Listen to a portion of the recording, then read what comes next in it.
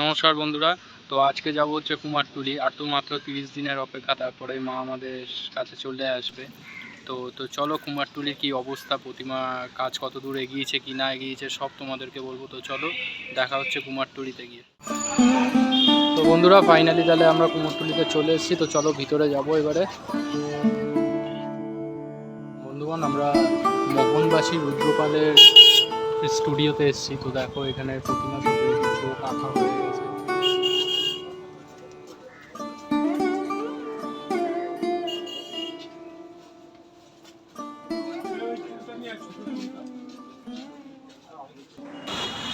একবার দেখো বন্ধুরা, এইটুখানি রঙেই শুধু আমাদের মা দুর্গাকে কত সুন্দর লাগছে। এরপরে আরো রং হবে, চোখ আঁকা হবে, তার মানে বলো আরো কত সুন্দর দেখতে লাগবে।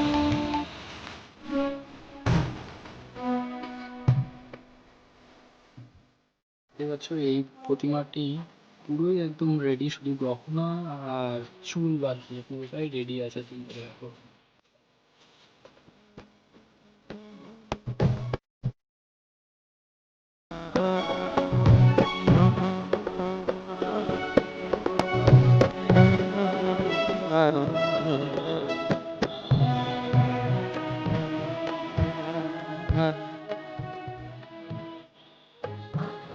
বন্ধুরা, এই প্রতিমাটি এখনো কিছু রেডি হয়নি। এই প্রতিমাটির দেখুন কাজ করছে শিল্পীরা, কি সুন্দর করে কাজ হচ্ছে।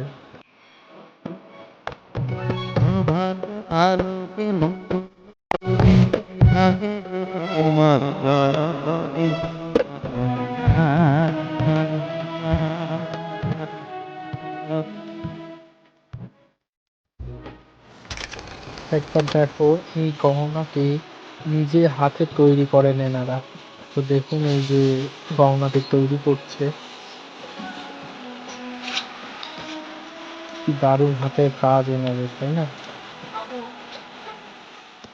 তোমরা দেখতে পাচ্ছ এই প্রতিমাগুলি সবে এরকম সাদা রং হয়েছে, এরপরে আরো রঙের কাজ বাকি আছে।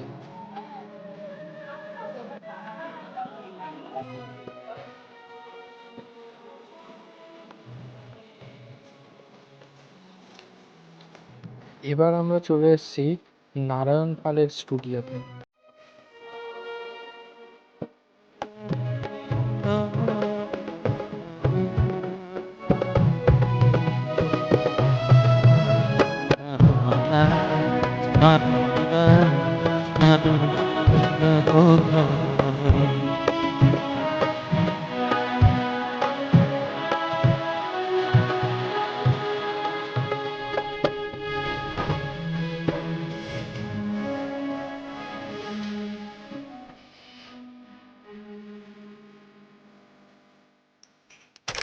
ঠাকুরের মুকুট টুকুট সব এখানে পাওয়া যায়, যে ডাকের সাহায্যে আমরা ঠাকুরে দেখি, ডাকের সাহায্যে এখানে কিনতে পাওয়া যায়। এগুলো সব সাজের দোকান।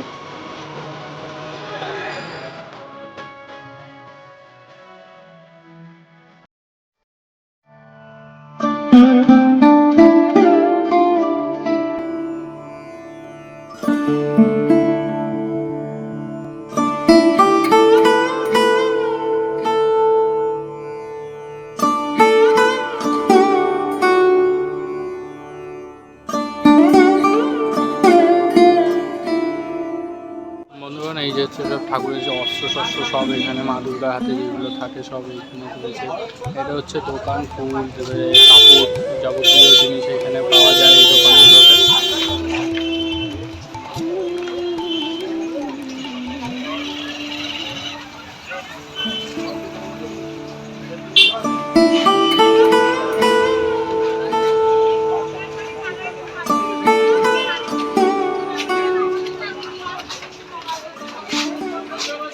সামনেই গণেশ পুজো, তো তাই জন্য গণেশ পুজো সব গণেশ ঠাকুর তৈরি হয়ে গেছে, কার্তিক ঠাকুরও রেডি হয়ে গেছে ভিতরে, দেখতে পাচ্ছ।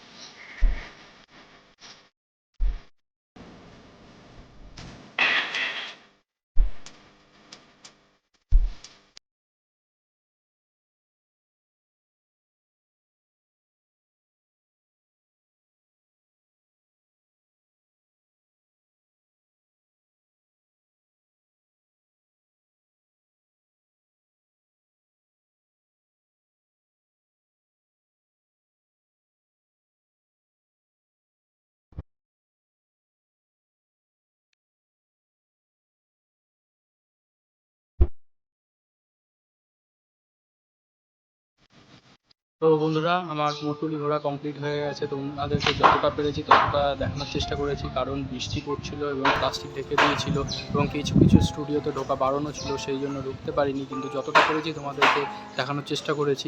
যদি ভিডিওটা ভালো লেগে থাকে তো লাইক আর সাবস্ক্রাইব করতে ভুলো না। তো চলো, দেখা হচ্ছে নেক্সট কোনো ভিডিওতে। তো ততক্ষণ টাটা, বাই।